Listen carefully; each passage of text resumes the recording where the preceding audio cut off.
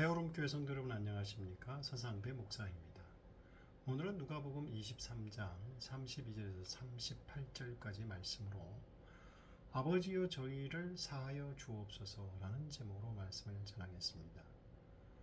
구원이 돌을 떡으로 만드는 경제적인 부흥이라고 믿는 사람들이 있습니다. 돈이 넘쳐나 경제적으로 잘 살게 되면 인간 세상은 구원을 받을 수 있다고 생각하는 것입니다. 그래서 세상 모든 나라가 경제적으로 잘 살기 위해 모든 역량을 모으고 있습니다. 개인들도 돈을 벌기 위해 최선을 다하며 무슨 일이든 하려고 합니다. 그래서 사탄은 인류 구원을 위한 공생애를 시작하시려는 예수님께 돌로 떡을 만들어서 사람들이 갈망하는 경제적인 문제를 해결하는 구원자가 되어 보라고 시험을 한 것입니다. 우리나라에서 가장 큰 대형교회도 예수 믿으면 잘 되고 잘 산다는 설교로 그렇게 커졌습니다. 다음으로 사람들을 깜짝 놀라게 하는 종교적인 기적을 일으키는 자가 사람들을 구원하는 메시아라고 믿는 사람들이 있습니다. 오늘날에도 기적을 일으키는 종교 지도자들에게 수많은 사람들이 몰려다니고 있습니다. 최근에 한 젊은 종교 지도자가 종교적인 기적을 일으킨다는 카드를 사람들에게 나누어 주고 있는데 그 카드를 통해 사람들은 뜨거워지고 성령의 임재를 체험한다고 합니다. 그가 세계 곳곳을 돌아다니며 은사 집회를 하는데 수많은 사람들이 모여든다고 합니다. 사탄은 사람들의 이런 심리를 이용하여 예수님을 예루살렘 성전 꼭대기로 데려간 후 뛰어내려 보라고 시험합니다. 종교적인 기적을 보여달라는 것입니다.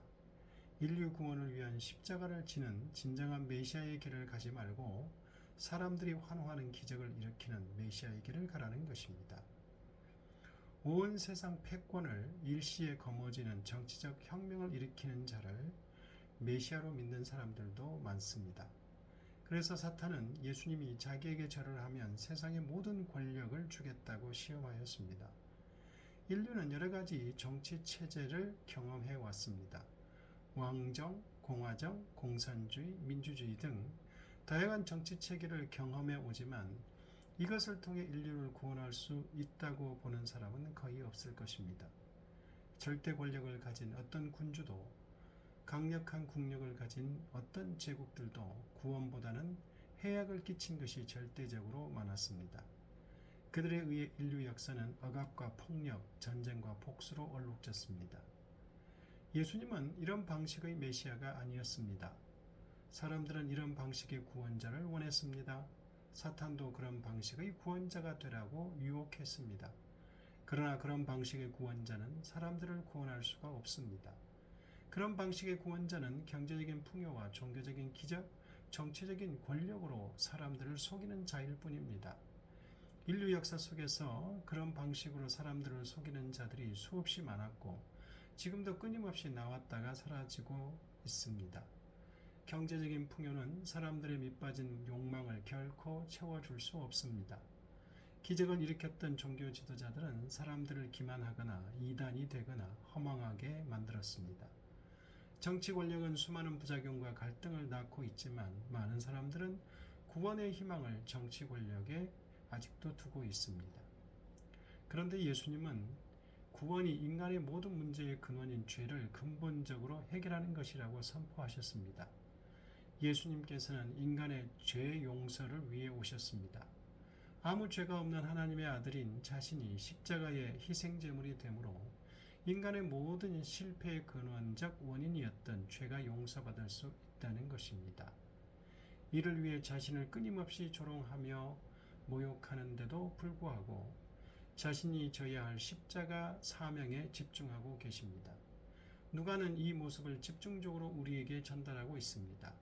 가룟 유다가 팔아넘기고 제자들이 도망가고 베드로가 부인하고 대적들이 십자가에 못 박으려고 불법을 저지르고 군병들이 희롱하고 모욕을 주고 사탄이 날뛰더라도 상대하지 않으시고 십자가를 지시는데 끝까지 집중하고 계시는 예수님의 모습과 태도를 누가복음은 우리에게 잘 전달해주고 있습니다. 군병들이 예수님에게 십자가를 지우고 처형장까지 끌고 가는데 예수님은 이미 채찍에 맞고 고초를 당해 십자가를 지고 가지 못했습니다. 이에 군병들은 군중의 행렬이 밀리고 지체되자 구레네 시몬에게 십자가를 지고 예수님을 따르게 합니다. 예수님의 이 모습을 본 백성들과 큰 무리의 여인들이 가슴을 치며 슬피 울자 예수님은 이렇게 말씀하십니다.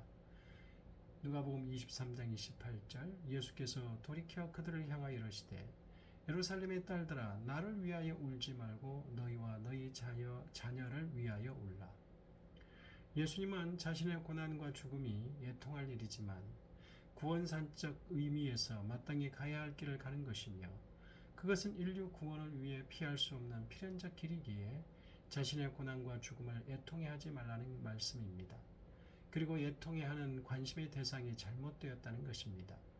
정작 마음 아프고 가슴 칠 일은 이스라엘 백성들의 죄악이라는 것입니다. 그 죄악 때문에 이제 30여 년이 지나면 예루살렘은 로마 제국에 의해 초토화될 것이고 그때 예루살렘 사람들은 자신과 자녀들이 비참하게 죽임당할 것이기에 너희와 너희 자녀를 위해 울라고 말씀하신 것입니다. 십자가를 지고 처형장에 가시는 중에도 자신의 메시아 사명에 집중하고 계신 모습입니다. 자신은 그토록 희롱과 모욕을 당하고 수치스럽고 고통스러운데도 백성들의 죄 용서와 심판당함을 염려하시는 예수님이십니다. 결국 예수님은 재판한 대로 십자가에 못 박히셨습니다.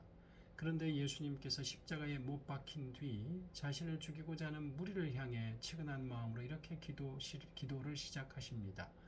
34절 이에 예수께서 이르시되 아버지 저들을 사하여 주옵소서 자기들이 하는 것을 알지 못함이니이다 하시더라. 예수님은 산상수훈에서 이미 이렇게 말씀하셨습니다. 마태복음 5장 44절 나는 너희에게 이르노니 너희 원수를 사랑하며 너희를 박해하는 자를 위하여 기도하라. 예수님은 원수를 사랑하고 박해하는 자를 위하여 기도하라는 자신의 가르침을 십자가에 못 박혀 죽어가면서도 친히 실천하고 증명해 보이고 계십니다. 여기서 용서의 대상을 지칭한 저희는 사형 집행자인 로마 군인들 뿐만 아니라 주범인 산헤드린 공회 대표와 그 음모에 가담했던 모든 죄인들을 가리키고 있습니다. 예수님은 십자가에 못 박혀 죽어가는 순간에도 인간의 죄 용서를 위해 십자가 사명에 집중하고 계십니다. 예수님이 십자가에 달릴 때 좌우의 강도들도 함께 매달렸습니다. 그런데 한 강도는 예수님을 비웃고 조롱했지만 다른 한 강도는 이렇게 강구합니다. 40절 하나는 그 사람을 꾸짖어 이르되 내가 동일한 정죄를 받고서도 하나님을 두려워하지 아니하느냐. 우리는 우리가 행한 일에 상당한 보응을 받는 것이니 이에 당연하거니와 이 사람이 행한 것은 옳지 않은 것이 없느니라 하고 이르되 예수여 당신의 나라에 임하실 때에 나를 기억하소서 하니 자신의 죄악을 회개하며 종말의 날에 자신을 기억해달라고 하는 강도에게 예수님은 오늘 내가 나와 함께 낙원에 있으리라고 구원을 베푸십니다. 마지막까지 단 한 명도 놓치지 않고 죄 용서를 베푸시고 구원을 베푸시는 메시아 사명을 신실하게 감당하고 계십니다. 이렇듯 예수님의 십자가 죽음과 연관해서 여러 가지 일들이 많은 사람들에 의해 벌어지고 있지만 누가는 누가복음을 통해 예수님이 누구인가를 그리고 예수님이 구속의 사명에 얼마나 집중하고 계시는가를 우리에게 일관성 있게 집중적으로 전해주고 있습니다. 이것이 누가가 전하는 예수 복음입니다. 누가가 전해주는 이런 예수님을 제대로 믿는 것이 우리의 믿음이어야 합니다. 경제적 부흥, 종교적인 기적, 정치적인 혁명을 기대하는 성도가 아니라 누가복음이 전하는 예수님을 믿는 성도가 되어야만 합니다. 예수님의 십자가에 집중하시기를 바랍니다. 기도하겠습니다. 우리를 구원하시기 위해 그 어떤 일이 벌어지더라도 그 어떤 억울함과 희롱을 당할지라도 그 누가 공격할지라도 오직 하나님이 주신 십자가 사명을 감당하려고 집중하고 계시는 우리 주님의 모습을 통해 예수님이 우리를 얼마나 사랑하시고 우리를 구원하시기를 원하시는가를 알게 되었습니다. 예수님이 그렇게 집중하셨던 예수님의 십자가를 우리가 바라보며 집중하게 하여 주옵소서. 예수님 이름으로 기도드리옵나이다.